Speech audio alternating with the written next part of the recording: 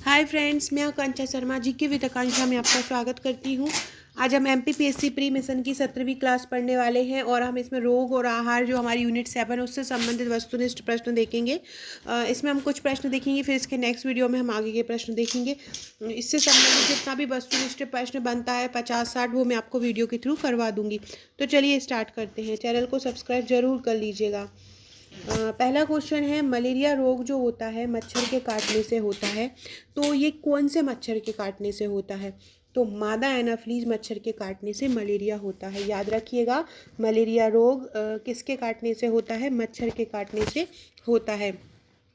और ये कौन से मच्छर के काटने से होता है? ये मादा एनाफ्लीज मच्छर होता है, उसके काटने से मलेरिया रोग हो जाता है। नेक्स्ट क्वेश्चन है, रोनाल्ड रॉस ने किसकी खोज की थी? तो रोनाल्ड रॉस ने खोज की थी मलेरिया के परजीवी की। मलेरिया परजीवी की रोनाल्ड रॉस ने खोज की थी। आनुवांशिकता की खोज मेंडल ने की थी और मलेरिया परजीवी की खोज किसने की थी? रोनाल्ड रॉस ने की थी। अलेक्जेंडर फ्लेमिंग ने चेचक का टीका का किया था, पेनिसिलिन का किया था। जापानी इंसेफेलाइटिस रोग किसके द्वारा होता है? एडीज, एजिस्पी, क्यूलेक्स, एनाफिलीज, कोई नहीं। तो याद रखिएगा, जो जापानी इंसेफेलाइटिस रोग होता है वो क्यूलेक्स मच्छर के कारण होता है। जापानी इंसेफेलाइटिस रोग क्यूलेक्स मच्छर के कारण होता है। जापान क्यू करके याद कर लीजिएगा और रिलेट करके। जापान इंसेफेलाइटिस रोग किसके कारण होता है? क्यूलेक्स परजीवी के कारण होता है। नेक्स्ट है, स्वाइन फ्लू विषाणु जनित रोग है। ये आपसे ये भी पूछ सकते हैं कि स्वाइन फ्लू किसके द्वारा होता है? रोगाणु, जीवाणु, विषाणु। तो स्वाइन फ्लू एक विषाणु जनित रोग है। ये किसके द्वारा होता है? H5N1, H1N1, मिक्सोबाइज या इनमें से कोई नहीं। तो जो स्वाइन फ्लू होता है वो H1N1 विषाणु के कारण होता है। ये किसके कारण होता है? H1N1 विषाणु के कारण होता है। फ्रेंड्स, अगर आपने अभी तक कोई भी प्री का नोट्स नहीं लिया हो और समय कम है तो आप प्री का नोट्स अगर लेना चाहते हैं, हमारा टेस्ट सीरीज़ लेना चाहते हैं, हमारा टेस्ट सीरीज़ जो है वो एक प्रकार से प्रैक्टिस सेट की तरह है।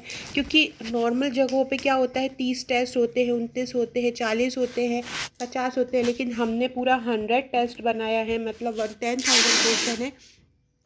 और ये 10,000 जो क्वेश्चन है ये ऐसे ही ओनली एफएलटी नहीं लिए गए हैं। इनमें कुछ एफएलटी है, उनमें टॉपिक वाइज है, यूनिट वाइज है, ताकि आपका एक एक टॉपिक के पूरे पूरे कवर होते जाए। जैसे उसमें करंट कवर किया है तो भारत और विश्व के करंट अफेयर्स के करीब 6 से 7 प्रैक्टिस सेट है, मतलब करीब 600 से 700 क्वेश्चन। इसी प्रकार एमपी करंट अफेयर्स के 600 से 700 क्वेश्चन है। तो एक जगह पे आपको पूरी तैयारी मिल जाएगी। हमारा जो नोट्स है और एमपीपीएससी प्रीलिम्स का, उसमें पहले टॉपिक कवर किया है और बाद में उसमें ऑब्जेक्टिव उससे संबंधित और उससे संबंधित वन लाइनर दिए गए हैं, तो आप वो उसको ले सकते हैं। नेक्स्ट क्वेश्चन है, मेंडलीय विकार के अंतर्गत कौन से आते हैं? देखिए, मेंडलीय विकार के अंतर्गत, मेंडलीय विकार मेंडल ने किसकी खोज की थी? आनुवांशिकता की। तो मेंडलीय विकार में वो आएंगे जो आनुवांशिकी से संबंधित रोग होते हैं। पहला है हीमोफीलिया, दूसरा है वर्णांधता, तीसरा है थैलेसीमिया। वर्णांधता में क्या होता है कि व्यक्ति रंगों की पहचान नहीं कर पाता। हीमोफीलिया में क्या होता है कि ब्लड का थक्का नहीं जमता, अगर लग जाए तो ब्लड निकलता ही रहता है। ये सभी आनुवांशिक बीमारी है। ऐसी थैलोसीमिया ब्लड से रिलेटेड बीमारी है। तो अगर ये तीनों ही अगर हम बीमारियों के बारे में देखें तो तीनों ही आनुवांशिकी रिलेटेड बीमारी हैं। और आनुवांशिकता की खोज किसने की थी? आनुवांशिकता की फादर ऑफ जेनेटिक्स किसको कहा जाता है? मेंडल को कहा जाता है। याद रखिएगा, मेंडल ने मटर के पौधे पर अपने प्रयोग किए थे।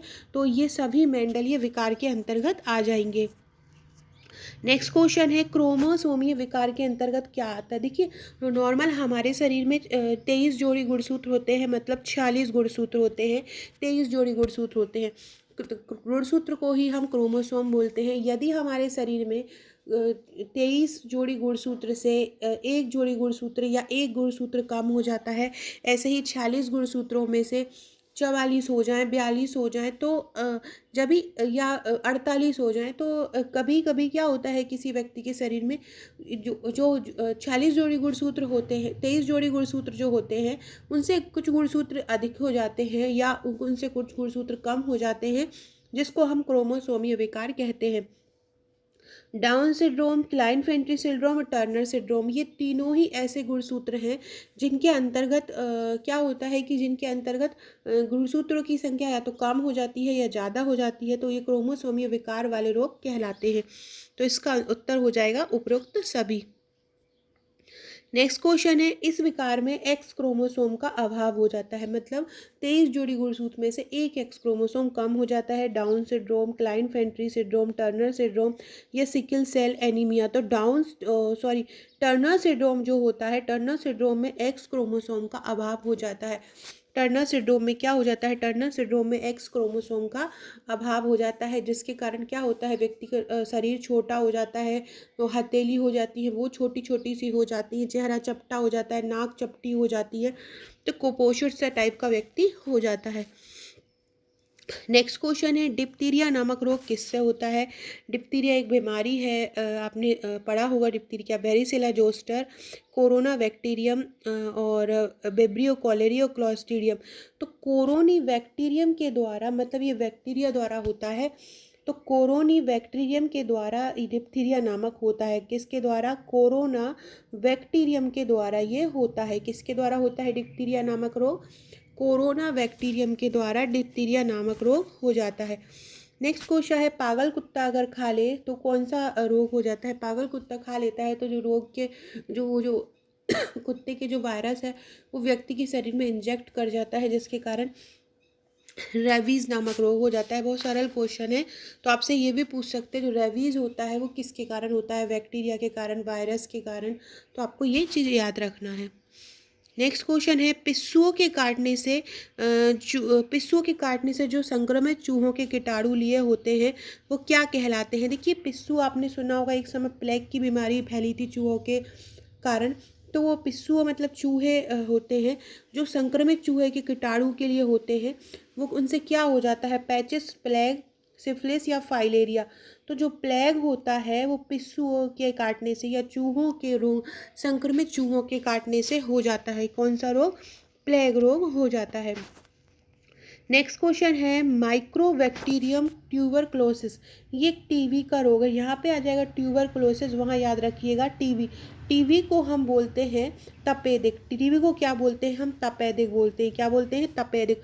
तो माइक्रोबैक्टीरियम ट्यूबरक्लोसिस के कारण कौन सा रोग हो जाता है, तपेदिक रोग हो जाता है। माइक्रोबैक्टीरियम ट्यूबरकुलोसिस के कारण क्या हो जाता है, माइक्रोबैक्टीरियम ट्यूबरकुलोसिस का तपेदिक हो जाता है। ये आपसे बोल सकते हैं टीबी जो रोग होता है व्यक्ति के शरीर में वो किसके कारण होता है, किस बैक्टीरिया के कारण होता है, तो माइक्रोबैक्टीरियम ट्यूबरकुलोसिस के कारण होता है। ये भी आ सकता है कि टीबी किसके कारण होता है, वायरस के कारण, बैक्टीरिया के कारण, जीव, तो किसके कारण होता है, ये बैक्टीरिया के कारण होता है।